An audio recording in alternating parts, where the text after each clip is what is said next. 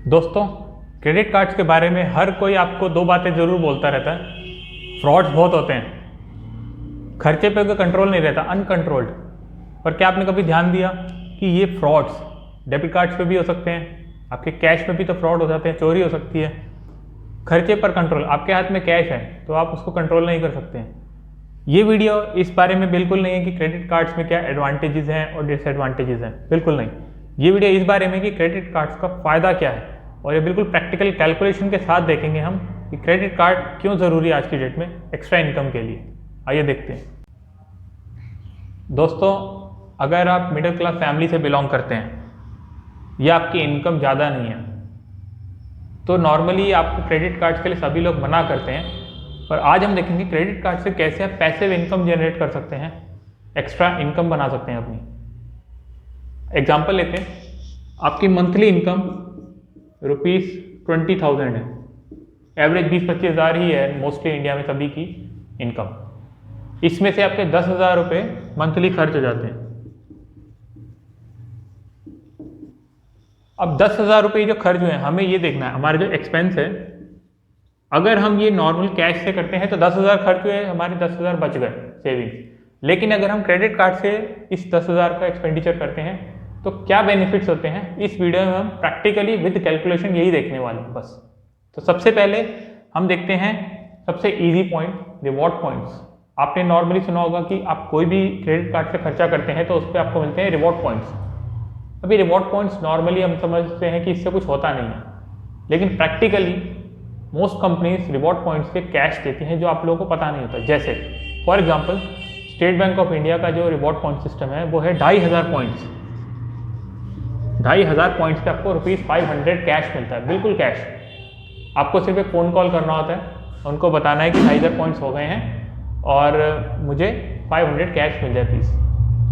अब ये बहुत छोटा सा लगता है रिवॉर्ड, कोई ज़्यादा खास नहीं है, पर हम थोड़े बड़े रिवॉर्ड्स के बारे में बात करते हैं। ये देखते हैं कैसे।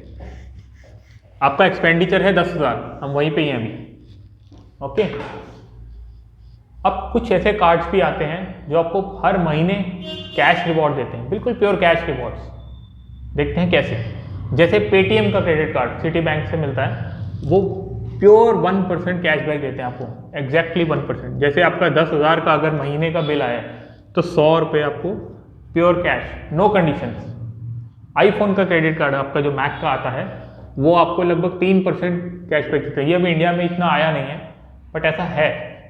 उसके अलावा अमेजन का क्रेडिट कार्ड है, आईसीआईसीआई बैंक से मिलता है, वो 1 से लेके 5% तक आपको कैशबैक देते हैं। और ये कैशबैक में आपकी कोई कंडीशन नहीं लगती, ये सिंपली एक ही बात कहते हैं कि जितना आपका बिल है उसका इतना % हम आपको कैश दे रहे हैं। तो हम मिनिमम, सबसे मिनिमम मानते हैं 1%। बिल्कुल रो धो के आपको कुछ भी एक्स्ट्रा नहीं है, सिर्फ 1% आपको अगर कैशबैक मिलता है तो उससे क्या फ़र्क पड़ जाता है?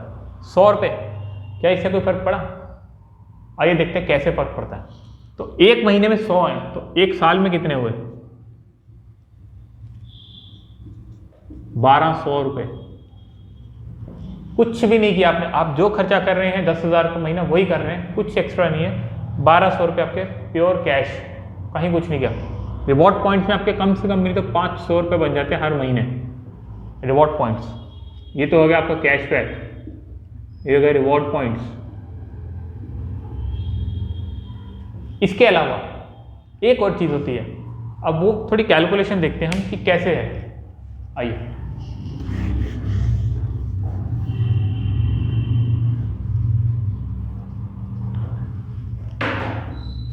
हर एक क्रेडिट कार्ड आपको देता है 30 डेज मिनिमम, 50 होता है नॉर्मली, पर आपको 30 डेज का आपको एक ग्रेस पीरियड दिया जाता है आपको पेमेंट करने के लिए। जैसे आपने 10,000 रुपये जनवरी महीने में खर्च करे, आपको पेमेंट करनी है फेब में। अगर आप फेब के महीने में करेंगे तो जनवरी का जो पूरा महीना था उसमें 10,000 रुपये आपके बैंक अकाउंट में पड़े हैं, उस पर आपको कितना % मिल रहा है? सेविंग्स पर 3% मिल रहा है। 3% प्योर आपकी इनकम है। अगर आपने जनवरी में 10,000 रुपये खर्च दिए होते तो इस पर 3% नहीं मिलता, लेकिन क्योंकि आप जनवरी की पेमेंट फेब में करेंगे तो आपको कितना मिला? 3%। अब ये 3% कितना बना? 300 रुपये। क्या ये बहुत ज़्यादा है? बिल्कुल नहीं। लेकिन अगर आप पूरे 12 महीने देखते हैं तो इंटू 12 कर लीजिए, क्या ये भी ज़्यादा है? नहीं। इससे भी ज़्यादा बनता है। कैसे? आप ये देखिए, आपने जनवरी में डाला, फेब में डाला 10,000 का इंटरेस्ट, मार्च में डाला, करते करते करते दिसंबर में डाला, ये आपका एक रेकरिंग डिपॉजिट खुल गया। आपको पता भी नहीं चला, लेकिन आपके सेविंग बैंक में ही एक रेकरिंग डिपॉजिट खुला हुआ। अब रेकरिंग डिपॉजिट की इनकम कितनी होती है हमें ऐसे आइडिया नहीं है, लेकिन इसको हम रेकरिंग डिपॉजिट के कैलकुलेटर से देखेंगे तो हमें समझ में आएगा कि कितनी इनकम है। आइए देखते हैं। ये हमने खोला है एक रेकरिंग डिपॉजिट कैलकुलेटर। तो हमारी मंथली इन्वेस्टमेंट हमने मान ली 10,000 रुपये, जो हम क्रेडिट कार्ड से खर्चा करने का सोच रहे हैं। रेट ऑफ इंटरेस्ट हमने 5% एवरेज ले रहे हैं, जो 4 से 6% के बीच में रहता है रेकरिंग डिपॉजिट पे। तो हम एवरेज ले लेते हैं 5%, और टाइम पीरियड हमारा 1 साल, मतलब पूरे 12 महीने तक हमने 10,000 रुपये का जो खर्चा किया है वो हम कर रहे हैं क्रेडिट कार्ड से। तो इन्वेस्टमेंट हुई 1,20,000 और इंटरेस्ट हो गया 3,286 रुपये, जो कि आपकी प्योर इनकम है, सिर्फ इसलिए क्योंकि आपने क्रेडिट कार्ड यूज़ किया।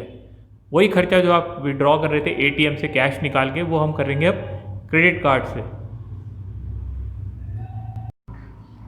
तो हमने देखा रेकरिंग से हमें मिले 3,286 लगभग RD अकाउंट से मिले। तो अब देखिए हमने कुछ भी नहीं किया। अब आप इसका टोटल देखिए, लगभग मोटा मोटा आपका 5,000 रुपये बनते हैं। इससे हमें क्या पता लगा? आपकी 20,000 रुपये की मंथली इनकम है, 10,000 का आपका एवरेज मंथली एक्सपेंडिचर है, और आपने कुछ नहीं किया, सिर्फ क्रेडिट कार्ड यूज़ किया है, तो आपके 5,000 रुपये बनते हैं। 5,000 बहुत बड़ा अमाउंट लगेगा आपको। अगर आपकी 20,000 इनकम है मंथली, इसका मतलब 25% मंथली इनकम का आपका प्योर कैश आपने अर्न कर लिया बिना कुछ एक्स्ट्रा एफर्ट्स किए। कुछ भी एक्स्ट्रा नहीं करना पड़ा आपको। इससे हमें पता लगता है क्रेडिट कार्ड्स ज़्यादा यूज़फुल हैं। अब सिर्फ पुराने लोगों की बातों में आते हैं, जब बिल्कुल नया नया सब कुछ शुरू हुआ था आज से 10, 15, 20 साल पहले, तो लोगों के साथ बहुत फ्रॉड्स हुए, लोगों को अपना कंट्रोल करना नहीं आता था, और उन्होंने वही बातें पकड़ रखी हैं आज भी कि नहीं, हमने तो क्रेडिट कार्ड यूज़ ही नहीं करना है। लेकिन इस कैलकुलेशन से हमें ये पता लगता है कि क्रेडिट कार्ड से कितना बड़ा यूटिलाइजेशन है, आपको कितनी बड़ी पैसिव इनकम क्रिएट हो रही है। जैसे 25% मंथली इनकम की, ये तो बिल्कुल मिनिमम कैलकुलेशन करी है हमने। अगर आप एक्चुअल कैलकुलेशन देखेंगे तो इससे कई ज़्यादा होगी। हमने ये जो कैशबैक था सिर्फ 1% देखा है, जबकि इससे ज़्यादा भी होता है। एवरेज 3% तो बहुत ईजिली मिल जाता है। रिवॉर्ड पॉइंट्स आपके 500 तो मिनिमम बताए मैंने। आपके एक साल में बहुत ज़्यादा पैसे बन सकते हैं, आराम से बन जाते हैं एक मिडिल क्लास के भी।